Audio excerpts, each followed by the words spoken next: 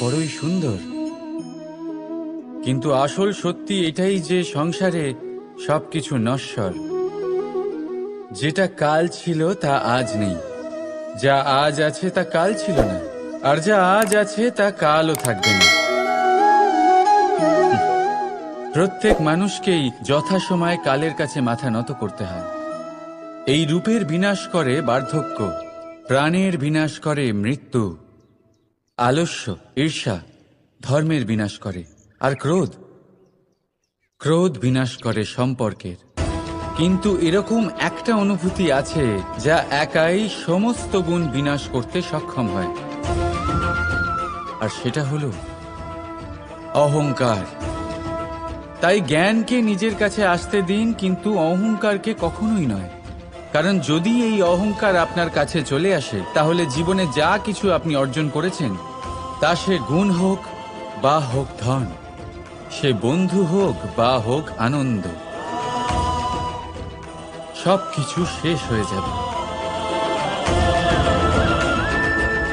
রাধা রাধা। এই পাথর দেখতে পাচ্ছেন আপনি? কত গোল, কতটা চকচকে। বাচ্চাদের অনেক সময় এটা নিয়ে খেলতে ভালো লাগে, আর কেনই বা লাগবে না? কতটা সুন্দর আর মসৃণ এটা। কিন্তু আপনি কি কখনো ভেবে দেখেছেন এই পাথর আগে কি ছিল? কোনো বিশাল আকার পর্বত, কোনো বিশাল আকার পাথরের একটা বড় ভেঙে যাওয়া অংশ বিশেষ, যেটা কোনোভাবে নদীতে পড়ে নদীর ধারার সাথে বইতে থাকলো। মাটির সাথে ঘর্ষণ হলো, বালির কণার সাথে ঘর্ষণ হতে থাকলো, আর তারপর ধীরে ধীরে এই আকার পেল। এবার আমরাও এই পাথরের মতোই। তাই মনে রাখবেন, আপনার ব্যক্তিত্ব, আপনার এই স্বরূপ ঈশ্বরের দেওয়া কখনোই নয়। হ্যাঁ, প্রকৃতি অবশ্যই আপনাকে জন্ম দিয়েছেন, কিন্তু আপনি নিজে নিজের ব্যক্তিত্বের রচয়িতা, আর আপনি তা রচনা করেন কঠিন পরিস্থিতির মুখোমুখি হয়ে, সংকটের ধারা পার করে। তাই আপনিও এই পাথরের মতো নিরন্তর চেষ্টা করতে থাকুন, নিজের অস্তিত্ব বজায় রাখুন, এই অস্তিত্বকে মহান করতে থাকুন, আর আমার সাথে ভালোবেসে বলুন রাধা রাধা। বর্ষাকালে যখন ভয়ানক বৃষ্টি হয়, তীব্র গতিতে যখন হাওয়া চলে, তখন আপনি নিশ্চয়ই দেখেছেন যে পাখিরা, যাদের বাসা মাঝে মাঝে ভেঙে পড়ে, নষ্ট হয়ে যায়। কিন্তু আপনি কি কখনো সেই পাখিদের বিলাপ করতে দেখেছেন? কখনো নয়। যখনই সেই বৃষ্টি থেমে যায়, তারা আবার একটু একটু করে খড়কুটো জোগাড় করে তাদের বাসা বানিয়ে ফেলে, নিজের সংসার সেই রকমই বানিয়ে দেয় যেমন আগে ছিল। এমন কেন? কারণ এই ঝড়ের তাণ্ডবের সাথে সেই পাখিদের কোনো বোঝাপড়া করারই নেই। তারা শুধু সেটাই করতে থাকে যেটা তাদের হাতে আছে, আর এটাই হলো সুখী জীবনের মূল মন্ত্র। যেটা আপনার হাতে নেই, তা নিয়ে বিলাপ করে আপনার কোনো লাভ হবে না। মনোসংযোগ তাতেই করুন যা আপনার হাতে রয়েছে। যা বদলে গেছে তাকে আপনি আবার বদলাতে পারবেন না, কিন্তু যা আপনি বদলাতে পারবেন তাতে মনোসংযোগ করুন। এই জীবনে একটু ধনাত্মক হয়ে উঠুন, দেখবেন সব শুভ হবে। রাধা রাধা। ছোটবেলায় একটা জিনিস আমি কখনো বুঝে উঠতে পারিনি। আমি সবসময় আশ্চর্য হয়ে থাকতাম যে এটা কি করে সম্ভব হতে পারে। ব্যাপারটা ছিল এরকম, আমি আমাদের গোয়াল ঘরে দেখতাম ভিন্ন ভিন্ন রং রূপের গাভী। কারোর রং কালো তো কারোর রং সাদা, কেউ খয়েরি তো কারোর রং বাদামি। এবার আমি দেখতাম কারোর কারোর শিং বড় তো কারোর এত ছোট যে দেখাই যায় না। কোনো গাভী আকারে ছোট ছিল তো কেউ একটু বড়। কিন্তু যখন সেই সব গাভী দুধ দিত, তখন আমি দেখতাম সেই সব দুধ সমান, রং সমান, স্বাদ সমান, গুণও সমান, আর সমান পুষ্টিও। এবার আমি এটা বুঝতে পারতাম না। আমার দৃষ্টিতে তো সমস্ত গাভী আলাদা আলাদা ছিল। আমি ভাবলাম আমি মাকে জিজ্ঞেস করি। মাকে জিজ্ঞেস করলাম। মা আমাকে বললেন, কানাই, রং রূপ পাল্টালেও গাভীদের বাস্তবিকতা তো পাল্টায় না। গাভী তো গাভীই থাকবে। এবার আমি রাধা রাধা। সাগর কত বিশাল হয় এই সাগর! কি না করতে পারে এই সাগর! এক মুহূর্তের মধ্যে সব ধ্বংস করে দিতে পারে, প্রলয় ডেকে আনতে পারে, সংসার মুছে ফেলতে পারে। এই সাগর জীবন জ্যোতি নিভিয়ে দিতে পারে। কিন্তু এই সাগর যা মেটাতে পারে না, তা হলো একজন তৃষ্ণার্তের তৃষ্ণা। অন্যদিকে এই ঘোড়া, যা এতটাই ছোট যে গোপিনীরা একসঙ্গে অনেকগুলো নিয়ে চলতে পারে, কিন্তু এই ছোট ঘোড়া অনেকের তৃষ্ণা মেটাতে পারে। এবার বলুন, জল সাগরেও আছে, আবার এই ঘোড়াতেও। তাহলে পার্থক্য কোথায়?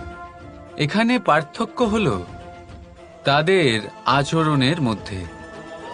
একজন মাটির মধ্যে মিষ্টি জল ধরে রাখে, তো আরেকজন নিজের নোনা জলের আঘাতে যে কাউকে মাটিতে মিশিয়ে দিতে পারে। আপনি কি হতে চাইবেন?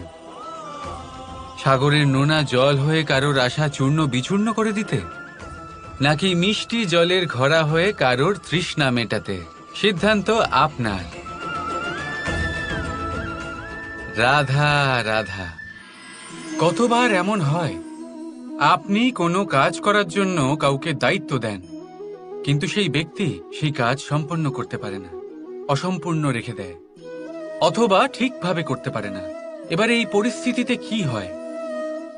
আপনি ক্রুদ্ধ হয়ে যান, তার উপরে আপনি রেগে যান, তাকে তিরস্কার করেন, আর তারপরে সেই কাজ সম্পন্ন করতে আপনি নিজেকেই নিযুক্ত করেন, আর শেষ পর্যন্ত সেই কাজ সম্পন্ন হয়েই যায়। এবার এই বিষয়ে সমস্যা সেই ব্যক্তির চেষ্টায় নয়, সমস্যা আপনি যে সেই ব্যক্তিকে ভরসা করলেন তার ছিল। আমরা অন্যের প্রতি ভরসা করাকে প্রথম পদক্ষেপ বানিয়ে নিই, আর নিজের উপরে বিশ্বাসকে শেষ সম্বল। কিন্তু তার বদলে এটাই হওয়া উচিত যে নিজের উপরে ভরসাকে আমরা প্রথম পদক্ষেপ বানাই, তাকে নিজের সহায় মানতে হবে। যদি আপনি এমন করেন, তাহলে পরিণাম আরো সুখকর, আরো আনন্দদায়ক হবে। তাই মনে রাখবেন, এই সংসারে আপনার সব থেকে বড় ভরসা আর কেউ নেই। এই সংসারে আপনার সব থেকে বড় রক্ষাকর্তা আর কেউ নেই, বরং আপনি নিজেই। রাধা রাধা। আসুন আপনাকে একটা প্রশ্ন করছি, সোনা আর লোহার মধ্যে তফাৎ কি? এবার বেশিরভাগ লোকের উত্তর এটাই হবে যে সোনা বহুমূল্য, সোনার মূল্য লোহার থেকে অনেক বেশি। এটা ঠিক, কিন্তু আমাদের এটা ভোলা ঠিক হবে না যে সোনা আমাদের সাজগোজের কাজে লাগে, আমাদের আরো বেশি সুন্দর দেখায়। অন্যদিকে লোহা সেই সৈনিকদের ঢাল ও তলোয়ার হয়ে তাদের রক্ষা করে, যারা আমাদের প্রাণকে রক্ষা করেন। এই সৈনিক না থাকলে আমাদের প্রাণও থাকবে না।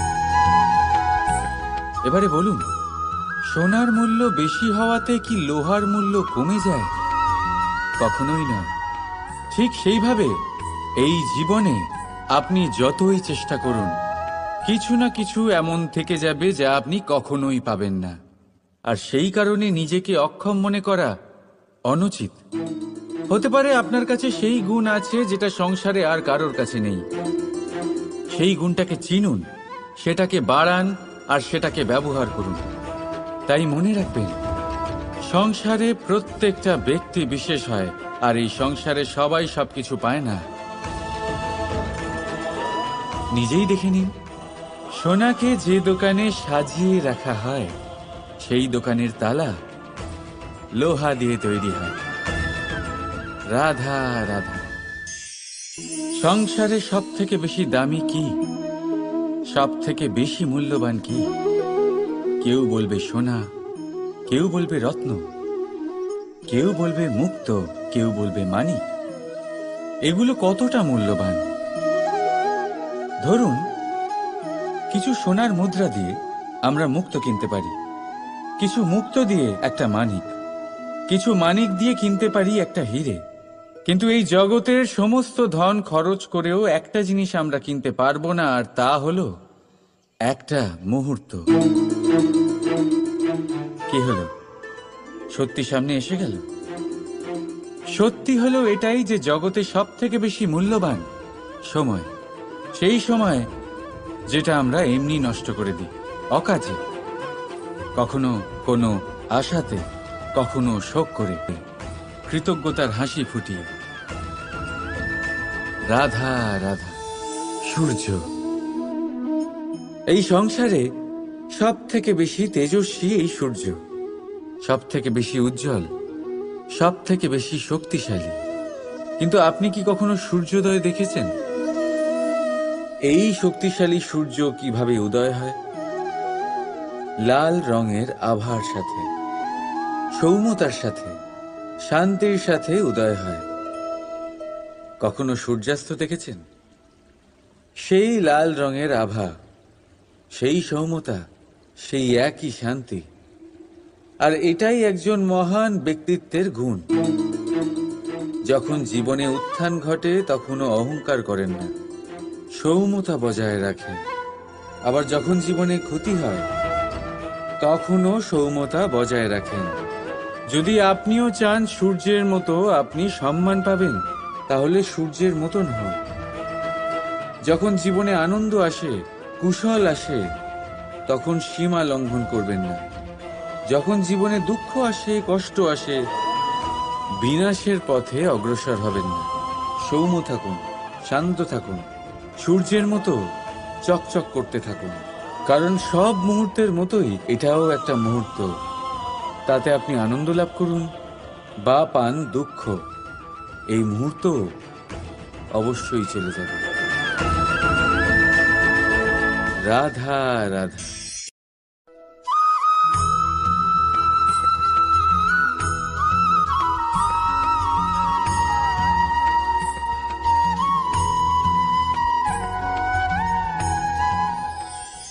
আপনি ওই কথাটা নিশ্চয়ই শুনেছেন, যখন ভগবান একটা দরজা বন্ধ করেন তখন অন্যদিকে অনেক দরজা খুলে দেন। এবার এই দরজা, এই সমস্ত পথ আমরা দেখতে পাই না, অনেক সময় আমরা বুঝতে পারি না, হারিয়ে যায় সব। কখনো কখনো মনে হয় যে এই কথাটাই মিথ্যে, কিন্তু আসলে তা তো নয়। তাহলে হারিয়ে যায় কেন? কারণ আমরা সময় নষ্ট করি এই দরজার দিকে তাকিয়ে থেকে। ভাবি এই বুঝি দরজা খুলবে, এবার দরজা খুলবে। অপেক্ষা করতে করতে আমরা অনেক সময় নষ্ট করে ফেলি। এত সময় নষ্ট করি যে আমরা দেখতে পাই না, খুঁজে পাই না সেই সমস্ত দরজা আর পথ যা আমাদের জন্য খোলা রয়েছে। যদি খুঁজেই না পাই তাহলে তা ব্যবহার করব কি করে? খুঁজে পাবেন। যদি উনি মন থেকে চান পথ খুঁজে পেতে, তাহলে তিনি অবশ্যই পথ খুঁজে পাবেন। তাহলে আসুন আমার সাথে ভালোবেসে বলুন, রাধা রাধা। ধর্ম। আমরা সকলে ধর্মের বিষয়ে কথা বলি, কখনো নিজের ধর্মের বিষয়, আর কখনো অন্যের ধর্মের বিষয়। কখনো আমরা অধর্ম দেখলে সেই বিষয়ে কথা বলি। অনেক রকম আলোচনা হয়, কিন্তু এই ধর্ম আসলে কি, সেটা কি কেউ বোঝে? যদি আমি আপনাকে উত্তর দিই, এই উত্তর সরল। ধর্ম হলো তাই যা মানুষকে অন্য মানুষের সাথে, সমস্ত বিশ্ব সংসারের সাথে আনন্দ সহকারে বাঁচতে শেখায়। সেই জন্য আপনি যদি কখনো কোনো ধর্মীয় স্থানে যান, সেই ধর্মীয় স্থানে গিয়ে আপনার শান্তির অনুভূতি হয়, তাই না? কিন্তু দেখুন, ধর্মের জ্ঞান থাকলেই সেই মানুষ ধর্মের পথে চলতে পারবে এমন কোনো কথা নেই। অনেক সময় সম্পর্কে যখন সংঘর্ষ বেড়ে যায়, তখন ইচ্ছের জন্ম হয়, ক্রোধের জন্ম হয়, অহংকারের জন্ম হয়, আর তারপর বিনাশ হয়ে যায় এই ধর্মের। সেই জন্য দ্বিতীয় সব থেকে গুরুত্বপূর্ণ গুণ যা আমার সারথীর মধ্যে থাকা উচিত তা হলো ধর্মবীর হওয়া। এবার দেখতে হবে সেটাই যে কে হবে সেই ব্যক্তি যিনি এই স্বয়ম্বরে নিজের ধর্মে অটল থাকবেন। কারণ সেই ব্যক্তি এই সংসার থেকে সরে এসে ধর্মের পুনঃস্থাপনের এই মহাকার্যে আমার সারথি হতে পারবেন। তাহলে আসুন আমার সাথে ভালোবেসে বলুন, রাধা রাধা। কর্ম, ধর্ম, জ্ঞান, এই 3 স্তরে অনেক মানুষ পৌঁছতে পারেন। অনেকে এই পরীক্ষা দিয়ে তাতে উত্তীর্ণ হয়ে যেতে পারেন, কিন্তু শিখরে পৌঁছে শাসন তিনিই করতে পারেন যার কাছে এই চতুর্থ গুণটিও থাকে, সমর্পণ। অত্যন্ত গুরুত্বপূর্ণ একটা গুণ এটা। এই সমর্পণ আসলে অত্যন্ত গুরুত্বপূর্ণ। পূর্ণ সমর্পণ দরকার নিজের লক্ষ্যের প্রতি, সমর্পণ নিজের কর্তব্যের প্রতি, সমর্পণ নিজের আত্মার থেকে নির্গত স্বরের প্রতি, সমর্পণ নিজের রথীর প্রতি, অর্থাৎ আমার প্রতি। এবার এই পরীক্ষায় অত্যন্ত কঠিন এক বাঁক আসতে চলেছে, যেখানে সারথীকে সমর্পণের নিরিখে পরীক্ষা করা হবে, আর তাতে উত্তীর্ণ হওয়ার পরেই তার হাতে ধর্ম স্থাপনের রথের রাশ তুলে দেওয়া হবে। দেখা যাক কি হয়। ততক্ষণ আপনি প্রসন্ন থাকুন আর আমার সাথে ভালোবেসে বলুন, রাধা রাধা। দেখতে গেলে এই সংসার বড়ই সুন্দর, কিন্তু আসল সত্যি এটাই যে সংসারে সবকিছু নশ্বর। যেটা কাল ছিল তা আজ নেই, যা আজ আছে তা কাল ছিল না, আর যা আজ আছে তা কালও থাকবে না। প্রত্যেক মানুষকেই যথাসময়ে কালের কাছে মাথা নত করতে হয়। এই রূপের বিনাশ করে বার্ধক্য, প্রাণের বিনাশ করে মৃত্যু, আলস্য, ঈর্ষা ধর্মের বিনাশ করে, আর ক্রোধ ক্রোধ বিনাশ করে সম্পদ। রাধা রাধা। এই পাথর দেখতে পাচ্ছেন আপনি? কত গোল, কতটা চকচকে। বাচ্চাদের অনেক সময় এটা নিয়ে খেলতে ভালো লাগে, আর কেনই বা লাগবে না? কতটা সুন্দর আর মসৃণ এটা। কিন্তু আপনি কি কখনো ভেবে দেখেছেন এই পাথর আগে কি ছিল? কোনো বিশাল আকার পর্বত, কোনো বিশাল আকার পাথরের একটা বড় ভেঙে যাওয়া অংশ বিশেষ, যেটা কোনোভাবে নদীতে পড়ে নদীর ধারার সাথে বইতে থাকলো। মাটির সাথে ঘর্ষণ হলো, বালির কণার সাথে ঘর্ষণ হতে থাকলো, আর তারপর ধীরে ধীরে এই আকার পেল। এবার আমরাও এই পাথরের মতোই। তাই মনে রাখবেন, আপনার ব্যক্তিত্ব গেছেন, কিন্তু আপনি নিজে নিজের ব্যক্তিত্বের রচয়িতা, আর আপনি তা রচনা করেন কঠিন পরিস্থিতির মুখোমুখি হয়ে, সংকটের ধারা পার করে। তাই আপনিও এই পাথরের মতো নিরন্তর চেষ্টা করতে থাকুন, নিজের অস্তিত্ব বজায় রাখুন, এই অস্তিত্বকে মহান করতে থাকুন, আর আমার সাথে ভালোবেসে বলুন, রাধা রাধা। বর্ষাকালে যখন ভয়ানক বৃষ্টি হয়, তীব্র গতিতে যখন হাওয়া চলে, তখন আপনি নিশ্চয়ই দেখেছেন যে পাখিরা, যাদের বাসা মাঝে মাঝে ভেঙে পড়ে, নষ্ট হয়ে যায়। কিন্তু আপনি কি কখনো সেই পাখিদের বিলাপ করতে দেখেছেন? কখনো নয়। যখনই সেই বৃষ্টি থেমে যায়, তারা আবার একটু একটু করে খড়কুটো জোগাড় করে তাদের বাসা বানিয়ে ফেলে। নিজের সংসার সেই রকমই বানিয়ে দেয় যেমন আগে ছিল। এমন কেন? কারণ এই ঝড়ের তাণ্ডবের সাথে সেই পাখিদের কোনো বোঝাপড়া করারই নেই। তারা শুধু সেটাই করতে থাকে যেটা তাদের হাতে আছে, আর এটাই হলো সুখী জীবনের মূল মন্ত্র। যেটা আপনার হাতে নেই তা নিয়ে বিলাপ করে আপনার কোনো লাভ হবে না। মনোসংযোগ তাতেই করুন যা আপনার হাতে রয়েছে। যা বদলে গেছে তাকে আপনি আবার বদলাতে পারবেন না, কিন্তু যা আপনি বদলাতে পারবেন তাতে মনোসংযোগ করুন। এই জীবনে একটু ধনাত্মক হয়ে উঠুন, দেখবেন সব শুভ হবে। রাধা রাধা। ছোটবেলায় একটা জিনিস আমি কখনো বুঝে উঠতে পারিনি। আমি সবসময় আশ্চর্য হয়ে থাকতাম যে এটা কি করে সম্ভব হতে পারে। ব্যাপারটা ছিল এরকম, আমি আমাদের গোয়াল ঘরে দেখতাম ভিন্ন ভিন্ন রং রূপের গাভী। কারোর রং কালো তো কারোর রং সাদা, কেউ খয়েরি তো কারোর রং বাদামি।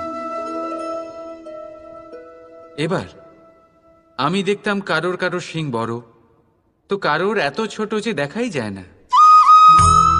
কোনো গাভী আকারে ছোট ছিল তো কেউ একটু বড়, কিন্তু যখন সেই সব গাভী দুধ দিত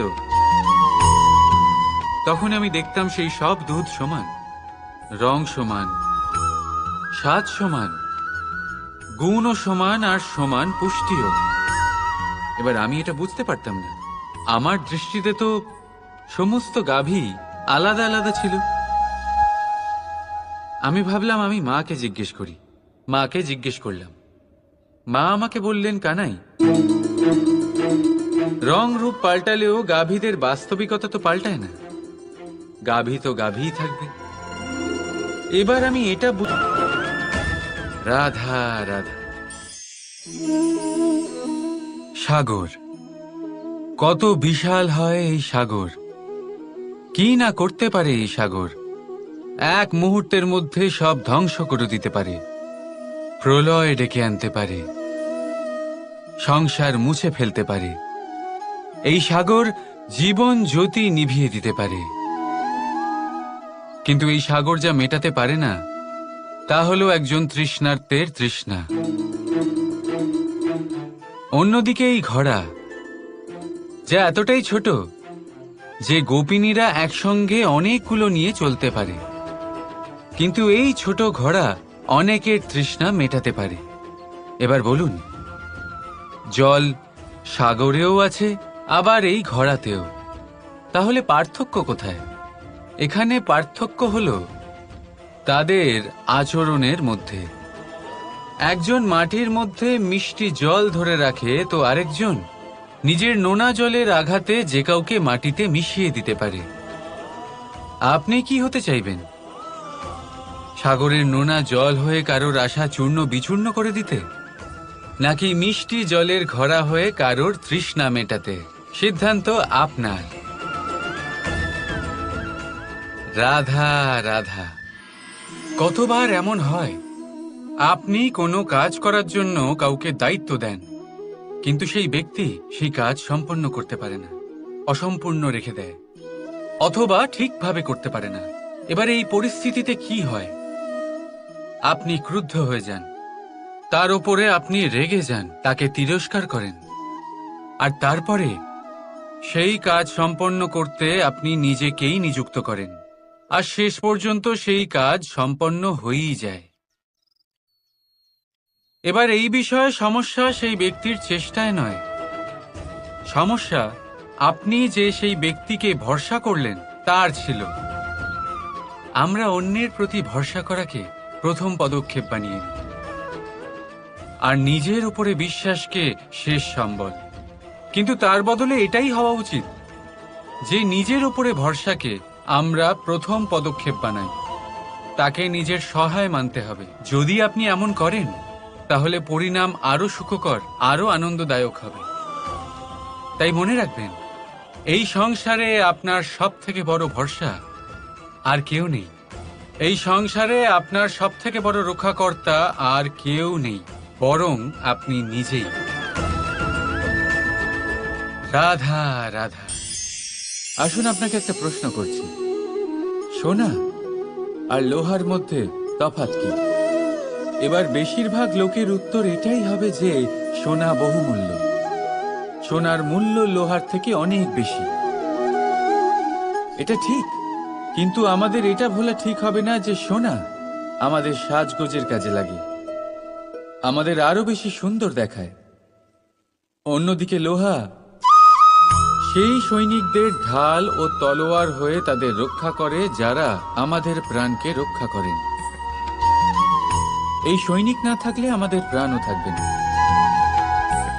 এবারে বলুন, সোনার মূল্য বেশি হওয়াতে কি লোহার মূল্য কমে যায়? কখনোই নয়। ঠিক সেইভাবে এই জীবনে আপনি যতই চেষ্টা করুন, কিছু না কিছু এমন থেকে যাবে যা আপনি কখনোই পাবেন না। আর সেই কারণে নিজেকে অক্ষম মনে করা অনুচিত। হতে পারে আপনার কাছে সেই গুণ আছে যেটা সংসারে আর কারোর কাছে নেই। সেই গুণটাকে চিনুন, সেটাকে বাড়ান আর সেটাকে ব্যবহার করুন। তাই মনে রাখবেন, সংসারে প্রত্যেকটা ব্যক্তি বিশেষ হয়, আর এই সংসারে সবাই সবকিছু পায় না। নিজেই দেখে নিন, সোনাকে যে দোকানে সাজিয়ে রাখা হয় সেই দোকানের তালা লোহা দিয়ে তৈরি হয়। রাধা রাধা। সংসারে সব থেকে বেশি দামি কি, সব থেকে বেশি মূল্যবান কি? কেউ বলবে সোনা, কেউ বলবে রত্ন, কেউ বলবে মুক্ত, কেউ বলবে মানিক। এগুলো কতটা মূল্যবান? ধরুন, কিছু সোনার মুদ্রা দিয়ে আমরা মুক্ত কিনতে পারি, কিছু মুক্ত দিয়ে একটা মানিক, কিছু মানিক দিয়ে কিনতে পারি একটা হীরে। কিন্তু এই জগতের সমস্ত ধন খরচ করেও একটা জিনিস আমরা কিনতে পারবো না, আর তা হলো একটা মুহূর্ত। কি হলো? সত্যি সামনে এসে গেল। সত্যি হলো এটাই যে জগতে সব থেকে বেশি মূল্যবান সময়। সেই সময় যেটা আমরা এমনি নষ্ট করে দিই, অকাজে, কখনো কোনো আশাতে, কখনো শোক করে, ওর মুখে কৃতজ্ঞতার হাসি ফুটিয়ে। রাধা রাধা। সূর্য এই সংসারে সব থেকে বেশি তেজস্বী এই সূর্য, সব থেকে বেশি উজ্জ্বল, সব থেকে বেশি শক্তিশালী। কিন্তু আপনি কি কখনো সূর্যোদয় দেখেছেন? এই শক্তিশালী সূর্য কিভাবে উদয় হয়? লাল রঙের আভার সাথে, সৌম্যতার সাথে, শান্তির সাথে উদয় হয়। কখনো সূর্যাস্ত দেখেছেন? সেই লাল রঙের আভা, সেই সৌম্যতা, সেই একই শান্তি। আর এটাই একজন মহান ব্যক্তিত্বের গুণ। যখন জীবনে উত্থান ঘটে তখনও অহংকার করেন না, সৌম্যতা বজায় রাখেন। আবার যখন এই মুহূর্ত অবশ্যই চলে যাবে। রাধা রাধা। সময় নষ্ট করি এই দরজার দিকে তাকিয়ে থেকে, ভাবি এই বুঝি দরজা খুলবে, এবার দরজা খুলবে। অপেক্ষা করতে করতে আমরা অনেক সময় নষ্ট করে ফেলি। এত সময় নষ্ট করি যে আমরা দেখতে পাই না, খুঁজে পাই না সেই সমস্ত দরজা আর পথ যা আমাদের জন্য খোলা রয়েছে। যদি খুঁজেই না পাই তাহলে তা ব্যবহার করব কি করে? মনে রাখুন, ভগবান সব সময় আমাদের সাথে রয়েছেন, আমাদের সাহায্য করছেন। এই পথ সব সময় আছে, সর্বত্র আছে। দরকার রয়েছে শুধুমাত্র দৃষ্টির, দৃষ্টিভঙ্গি এবং ভাবনার। এই দৃষ্টিকে বিস্তৃত করুন, এই দৃষ্টিভঙ্গিকে ধন্যাত্মক করে তুলুন, আর এই ভাবনা এর সীমা একটু বাড়িয়ে তুলুন। তারপর দেখবেন সব খুঁজে পাবেন। আসলে কি, এই যে ঈশ্বর, এই যে পরমাত্মা, তা আমাদের সাথে রয়েছে, আমাদের মনের মধ্যে রয়েছে। যিনি তাকে মন থেকে চাইবেন তিনি তাকে মনের মধ্যে অবশ্যই খুঁজে পাবেন। যদি উনি মন থেকে চান পথ খুঁজে পেতে, তাহলে তিনি অবশ্যই পথ খুঁজে পাবেন। তাহলে আসুন আমার সাথে ভালোবেসে বলুন, রাধা রাধা। ধর্ম। আমরা সকলে ধর্মের বিষয়ে কথা বলি, কখনো নিজের ধর্মের বিষয়, আর কখনো অন্যের ধর্মের বিষয়। কখনো আমরা অধর্ম দেখলে সেই বিষয়ে কথা বলি। অনেক রকম আলোচনা হয়, কিন্তু এই ধর্ম আসলে কি? সেটা কি কেউ বোঝে? যদি আমি আপনাকে উত্তর দিই, এই উত্তর সরল।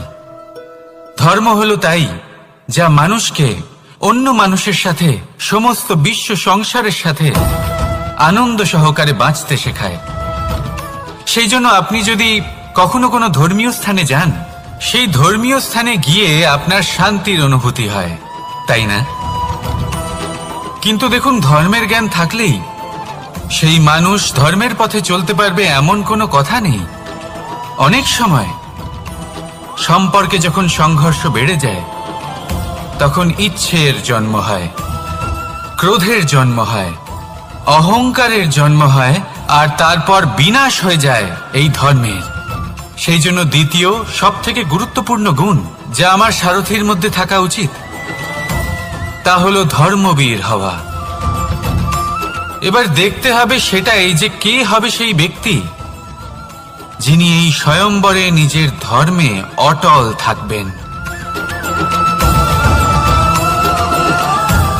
কারণ সেই ব্যক্তি এই সংসার থেকে সরে এসে ধর্মের পুনঃস্থাপনের এই মহাকার্যে আমার সারথি হতে পারবেন। তাহলে আসুন আমার সাথে ভালোবেসে বলুন, রাধা রাধা। কর্ম, ধর্ম, জ্ঞান, এই 3 স্তরে অনেক মানুষ পৌঁছতে পারেন। অনেকে এই পরীক্ষা দিয়ে তাতে উত্তীর্ণ হয়ে যেতে পারেন, কিন্তু শিখরে পৌঁছে শাসন তিনিই করতে পারেন যার কাছে এই চতুর্থ গুণটিও থাকে, সমর্পণ। অত্যন্ত গুরুত্বপূর্ণ একটা গুণ এটা। এই সমর্পণ আসলে অত্যন্ত গুরুত্বপূর্ণ। পূর্ণ সমর্পণ দরকার নিজের লক্ষ্যের প্রতি, সমর্পণ নিজের কর্তব্যের প্রতি, সমর্পণ নিজের আত্মার থেকে নির্গত স্বরের প্রতি, সমর্পণ নিজের রথির প্রতি, অর্থাৎ আমার প্রতি। এবার এই পরীক্ষায় অত্যন্ত কঠিন এক বাঁক আসতে চলেছে, যেখানে সারথীকে সমর্পণের নিরিখে পরীক্ষা করা হবে, আর তাতে উত্তীর্ণ হওয়ার পরেই তার হাতে ধর্ম স্থাপনের রথের রাশ তুলে দেওয়া হবে। দেখা যাক কি হয়। ততক্ষণ আপনি প্রসন্ন থাকুন আর আমার সাথে ভালোবেসে বলুন, রাধা রাধা। দেখতে গেলে এই সংসার বড়ই সুন্দর, কিন্তু আসল সত্যি এটাই যে সংসারে সবকিছু নশ্বর। যেটা কাল ছিল তা আজ নেই, যা আজ আছে তা কাল ছিল না, আর যা আজ আছে তা কালও থাকবে না।